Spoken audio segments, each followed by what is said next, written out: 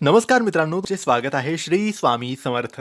मित्रांनो, आज आपण पाहणार आहोत धनु राशीच्या व्यक्तींसाठी मे 2026 महिन्याचं सविस्तर राशी भविष्य. हा महिना तुमच्यासाठी नवीन सुरुवात घेऊन येणार आहे की काही गोष्टींची परीक्षा घेणार आहे. तुमच्या आयुष्यात कोणते मोठे बदल होऊ शकतात आणि सर्वात महत्त्वाचं, तुम्ही काय केलं तर फायदा होईल आणि काय केलं तर तुमचं नुकसान होऊ शकतं, ही सगळी माहिती आजच्या या व्हिडिओमध्ये तुम्हाला ऐकायला मिळणार आहे. मित्रांनो, त्याआधी सांगू इच्छितो, तुम्ही आम्हाला व्हॉट्सॲपवर मेसेज करू शकतात. कशासाठी?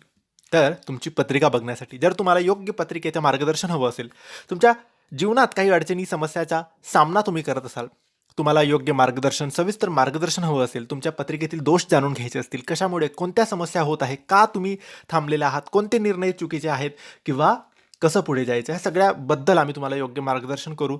तुमची पत्रिका बघू, दोष असतील दोष सांगू, उपाय सांगू, सेवा सांगू. यासाठी तुम्ही दिलेल्या व्हॉट्सॲपवर आम्हाला मेसेज करू शकतात. मित्रांनो, धनुराशी ही अग्नी तत्वाची राशी आहे.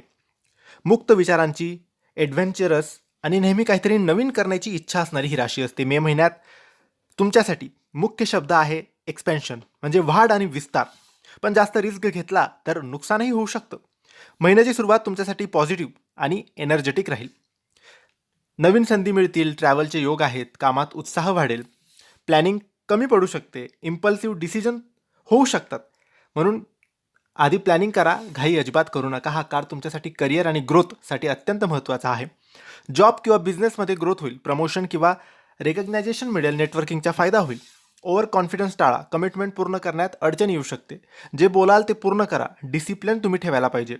महिन्याच्या शेवटी हा काळ तुमच्यासाठी फायनान्शियल स्ट्रॉंग पण खर्चिक राहणार आहे. पैसा तर येईल, नवीन इन्कम सोर्ससुद्धा तुम्हाला दिसतील, परंतु अनेसेसरी खर्च वाढू शकतो. रिस्क घेशाल तर नुकसान होऊ शकतं. म्हणून खर्चावर कंट्रोल ठेवा, सेफ इन्व्हेस्टमेंट करा.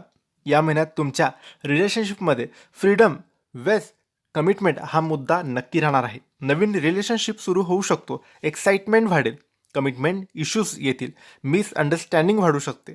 क्लिअर कम्युनिकेशन ठेवा, पार्टनरला इम्पॉर्टन्स द्या. आरोग्याच्या बाबतीत हा महिना ॲक्टिव्ह राहण्याचा आहे. समस्या वाढतील, कोणत्या? थकवा वाढू शकतो, ओव्हर त्रास तुम्हाला होऊ शकतो. उपाय काय करायचा? रेस्ट घ्या, एक्सरसाइज, बॅलन्स ठेवा, रुटीन मेंटेन करा. हा महिना पैशाच्या बाबतीत ग्रोथ प्लस रिस्क असा असणार आहे. पैसा येईल पण टिकवणं महत्त्वाचं आहे. प्लॅनिंग करा, इम्पल्सिव्ह इन्व्हेस्टमेंट टाळा. ओव्हर कॉन्फिडन्समध्ये निर्णय घेऊ नका, प्लॅनिंगशिवाय कोणतेही काम करू नका, अनेसेसरी रिस्क घेऊ नका, कमिटमेंट तोडू नका. गुरुवारी भगवान विष्णूची पूजा करा, डिसिप्लिन ठेवा, व्यायाम करा. धनुराशीसाठी मे महिना म्हणजे वाढ, संधी आणि नियंत्रण असा असणार आहे. जर तुम्ही प्लॅनिंग केली, डिसिप्लिन ठेवला आणि रिस्क कंट्रोल केला तर हा महिना तुम्हाला मोठं यश समोर आणून देऊ शकतो. म्हणून मित्रांनो, ही माहिती तुम्हाला आवडली असेल तर व्हिडिओला लाईक करा, शेअर करा आणि आमच्या चॅनलला सबस्क्राईब करायला विसरू नका. आणि व्हॉट्सॲपवर मेसेज करा जर तुम्हाला पत्रिकेबद्दल योग्य मार्गदर्शन हवं असेल. धन्यवाद.